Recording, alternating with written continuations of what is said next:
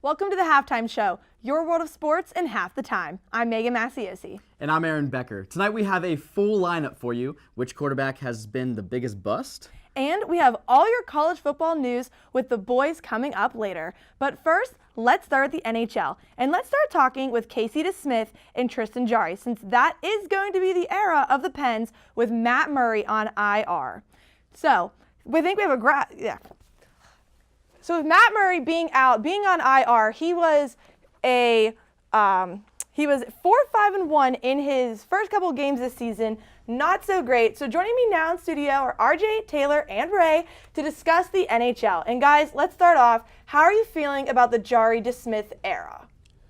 Oh man, this era honestly reminds me a lot of the Murray and Fleury era that we had there for a short time. Each one wants to prove that they are better than the other. And you can see that's just pushing them each to get better. Now, Murray's had a lingering injury, apparently, which might explain some of the slow starts. But right now, it's DeSmith and Jarry for 100% for the near future, as far as I can see, even when Murray gets back healthy a little bit. Send him down to the AHL for a little conditioning, get his game back, and we might be on our way to seeing a third cup in 4 years. Taylor? To say third cup in 4 years, that might be a little bit of a stretch, especially, they've been struggling just a tad bit. I mean, I know we were talking earlier, they're losing right now to Winnipeg. But yeah, I completely agree with the Fleury-Murray situation. They're two goalies who have proven that they're worthy of playing at the NHL level and being the Pens starting goalie with Murray out. And Murray's always been a little bit questionable.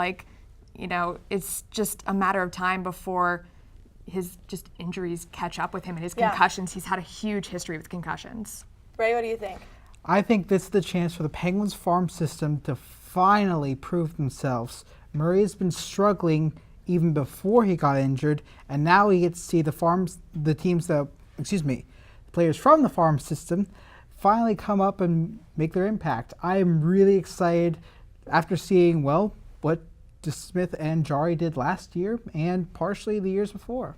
Yeah, I definitely agree with that. And going off with Murray, his last 6 starts, he was pulled in half of them. So not great for him. He's giving up about 4 goals a game. So not a good look for him. But the Penguins just got a new addition on the left wing, Tanner Pearson. So far, he's had 4 points for us, 3 goals and an assist, and he is a +3 on the ice. So what is he bringing to this team that Hagelin didn't?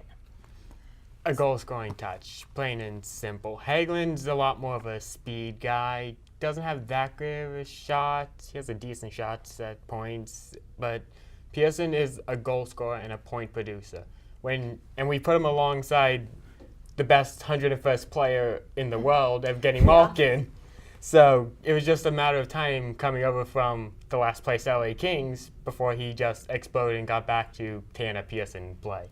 He's also bringing about a change to this Pens team. Carl Hagelin's been an asset to the cups that they've won in the past, but sometimes you have to make sacrifices to get to the greater good, as a classic saying is. So I think Tanner Pearson really could be that guy for them. Obviously, he's been producing and he's been proving that he's worthy of playing with Evgeny Malkin and just being an all-around asset to this team. Unfortunately, it brings for me a little confusion because Hagelin was struggling before we traded him, but so was Tanner Pearson. I just don't get it because Hagelin was, as RJ mentioned, the speed that our team had, and now we kind of don't have that. I'm really not sure how this will pay off for them in the long run, but I haven't seen enough of a sample size quite yet. I mean, so far it is paying off, and Rutherford does have a great eye to look at a player, see him struggling at a different team, bring him in here. Justin Schultz, last time he did that, he's been one of our best defensive men. But let's move into coaching, since a lot of people with this slump have been saying, should Sullivan be fired? But let's not go there. Let's go into other coaches that have been fired. The Blackhawks, the Blues, the Oilers, and the Kings. What did you guys think of that? I thought it was maybe a little too soon for the Blackhawks to get rid of Joel. Yeah. Honestly, I think you and I agree on this. Coach Q getting fired is probably the most shocking out of everyone on that list. The Blues have been struggling and still are struggling. They still haven't found their game. Edmonton, you have Connor McDavid. You expect better than where you are right now. And honestly, LA, nothing seems to be going right for them this season. And you're a team that expects to be winning for cups. But Coach Q, hands down for me, is the most shocking out of all the firings that we've had. But the thing about the Blackhawks is they're definitely not used to losing. I mean, they've got Patty Kane, they've got Jonathan Taves. So firing Coach Q is definitely a big change that could pay off for them in the end. And obviously they're making a ton of big changes. I know I talked to you about bringing this up, but they did, stop it. They did trade on Sunday night late for, they traded Nick Schultz for Dylan Strome and Brendan Perlini with the Coyotes. So, you know, they're making a ton of changes, and you know, if something hasn't been working in the past few years, you know, they missed the playoffs entirely last season, and then and then they got swept by Nashville in round one the season before. You know, when that happens to a team that's so used to winning, you got to make some sort of change. Definitely. Ray, real quick, what did you think? When you have winning culture like each of these teams have, and you suddenly make the change, this is a message to your players. Okay, we're not doing great. Let's get back to it. The Penguins did that when they fired Johnston and put in Sullivan, and, well, we have 2 Stanley Cups to thank for it. Yeah, that is very true. Thank you guys for your NHL expertise. After the break, we're going to move on to everyone's favorite segment, Saturdays for the Boys, with Aaron Becker, Jeff Dockham, Jake Berlin, and Colton Tobias. We'll see you back here in 1 minute.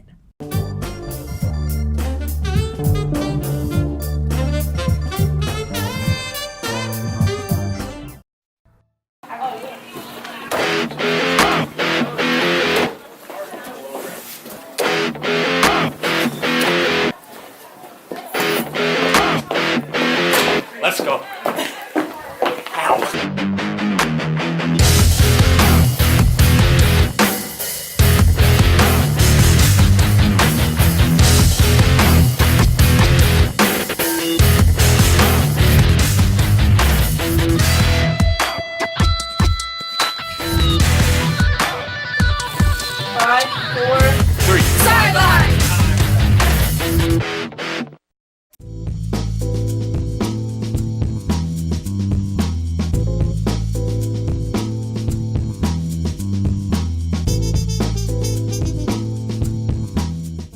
Welcome back to the Halftime Show. I'm Aaron Becker, and we're going to dive right into our Saturdays Are For the Boys segment. Joining me is Jeff Dockham, Jake Berlin, and Colton Tobias. Let's talk about Ohio State. Huge upset over Michigan, 62-39. Did Ohio State make their case for the playoffs? I don't think they still did there, and I still think Oklahoma is still the better team than Ohio State. It was a great win for the Buckeyes with their annual ritual beating the Wolverines, but I seriously believe that a blowout loss to Purdue earlier in the year, I think, is going to come back to haunt them. I think Oklahoma is the better team down the stretch at the moment. Look, Michigan and Ohio State are both irrelevant to the playoff discussion. For as hyped as this game was and the supposed rivalry was built up for, if Michigan won, they're still not making the playoff. And Ohio State won, and they're not going to make the playoff. Their loss to Purdue is far worse than Oklahoma's loss to Texas, and they're both in the Big 12 championship now. Even if Oklahoma loses that game as well, what new information are we going to be getting? So they lose to Texas, maybe they lose again. I don't see a difference there. Oklahoma's taking that 4th spot, and it's not going to be Ohio State. Yeah, Jim Harbaugh is currently 0-4 against OSU, so I kind of think that just, proves that OSU, that wasn't, a good win for them. I mean, that's... So let's go on to what I'm really calling the David versus Goliath matchup, Pitt versus Clemson for the ACC title game, Saturday night, prime time. What's your guys' take on this game? Well, this game's really making me nervous as a Pitt fan, and yes, everyone is talking about how they did upset them in 2016. But that game is completely irrelevant to the conversation for the game on Saturday night because Clemson and Pitt are both different teams. And I personally think Clemson is a better team from that 2016 run. I seriously believe Trevor Lawrence with his arm and that defense have the tools in place to dethrone Alabama. But I think what the Panthers have got to do in this situation is obviously get that offense rolling that they could not do last week against Miami. And obviously they have to stop that defensive front and hopefully that offensive line can learn from their mistakes last week and hopefully be capable of the upset. as you said, Colton, the paid fans are being given a disservice. And this has nothing to do with Pitt.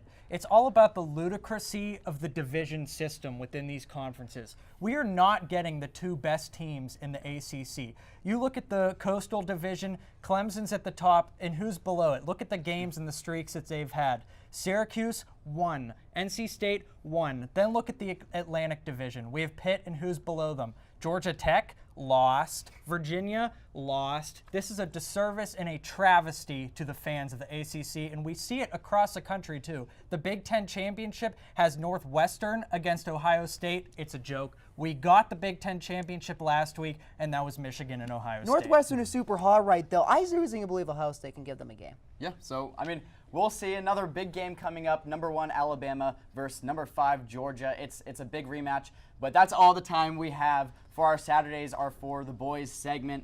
Next up, we're going to get into the NFL with Jeff, Colton, Megan, and Mike. I mean, the NFL, there's a lot going on right now. Okay, but first, I have to add this to your little flag because they're no longer for boys. Oh no. I'm here to talk NFL. It is also, it's also Stop. not Saturday. All right, we'll overlook that. But, okay, real quick. Are the Steelers actual Super Bowl contenders after that last game? They've almost blown 2 games. Basically, the Steelers beat the Steelers versus the Jaguars and the Broncos. Yeah. Yes, I still think they can still be Super Bowl contenders in my heart. Maybe that's part Pittsburgh, black and gold blood in me. Saying that, always wishful thinking at the beginning of every year. We're Super Bowl contenders. But, yeah, Big Ben, number 2 in passing yards this year. I still have faith in him. Seasoned veteran. And James Conner, who would have known he would be number 3 in rushing this far into the season. I have faith in the offense and the defense somewhat. Absolutely. I think, last game, we shot ourselves in the foot. Yeah. We beat ourselves. We didn't lose to the Broncos. We beat ourselves. We had 4 turnovers. We had the missed, the block field goal, Ben's pick, Xavier Grimble with that selfish. What was that? What was that? Come on. He could have cut back, easily scored, but he was thinking of himself. I even have a quote. He said, "I could have cut back and scored, but I wanted to run right through him." Now, When you're a number 3 receiver, you're a number 3 tight end. he's trying to be Vance McDonald, in my opinion, and it didn't quite work out. I agree with all of that, but real quick, the NFC East is absolutely terrible this year. So who do you guys have winning that? Because it's kind of a toss-up at this point. They've all led at one point. If Cowboys can win 9 games, they'll take it. Go ahead, Colton. I still think the Eagles. I think the Eagles still have a shot. Yeah, but the Cowboys, I like that because they won 3 straight, but they had to play the Saints, the Eagles, the Colts, then the Bucks and Giants at the end of the year. But they got a couple. Yeah, but the Eagles have to games play there. Houston and Rams. the They have to play Rams. the Cowboys. They have a tough schedule ahead of them too. They both have tough schedules. Y'all have I'll tell similar you what, I'm going to schedules, put too. in my input for this. I really, really think it's the Dallas Cowboys. Yeah. If they're getting Ezekiel Elliott getting in the game now, and of the NFC, I personally think that Cowboys defense is very underrated. I think it's led by Leighton Vander Esch, that rookie linebacker for them. He's been lighting it up. I think he's in the top 5 of tackles in the league, and he's been making a case and helping that defense better itself, so the secondary doesn't have to have as much on them. Yeah, I definitely think it's going to come down to the Cowboys and the Eagles. The only reason I'm going to go with the Eagles is just because they've been there before, but I don't know. I mean, Carson Wentz has kind of struggled, but with Amari Cooper and the Cowboys, they started using him more. I definitely think it's allowed the offense to open up. You've been seeing Cole Beasley getting open more to open the running game for Zeke, so I don't know. That'll be a tight one. But I want to go to the biggest bust of a quarterback. Who do you think it's been? Alex Smith, Case Keenum, Kirk Cousins, or Tyrod Taylor? Well, Alex Smith busted his Achilles heel. So, I mean, I guess that's the biggest bust. Yeah, I would have taken them to win that division. Right, They exactly. would have. Oh no, I They're thought good. the same If he way. didn't get hurt. So Resurgence of Peterson? So realistically, though, Case Keenum is Thank you. probably Yeah. the biggest I agree. bust. I agree. He had Demarius Thomas, and he also had Emmanuel Sanders, and he's struggling so hard this year, and I don't understand why, because I don't think that defense is that bad. They've kept them in it, but even if the run game's been a little sketchy, but I mean that P. Lindsay, where did he come from? Fantastic. Undrafted, yeah. Yeah. Fantastic. His literally. story is incredible. It He is. was sitting on the couch. The Broncos called him up and offered him a job, and he at first told them no. Not a lot of people know this because he was like, "You didn't draft me. I don't want to play for you." But then he talked to his mom, and his mom was like, "Take the job." Some sure money there for him, but yeah, I don't know. Tyrod Taylor, I feel like everyone always forgets that he was the Browns starter since Mayfield came in that game and just basically blew everything up. Oh for yeah, the Browns. took the starting job for them. Mayfield's definitely stepped it up for the Browns there. But that is all the time we have today for the halftime show. Thank you, and stay tuned with us for next season. And don't forget to join us next semester where we'll once again break down the latest and greatest around the sports world. Have a great night.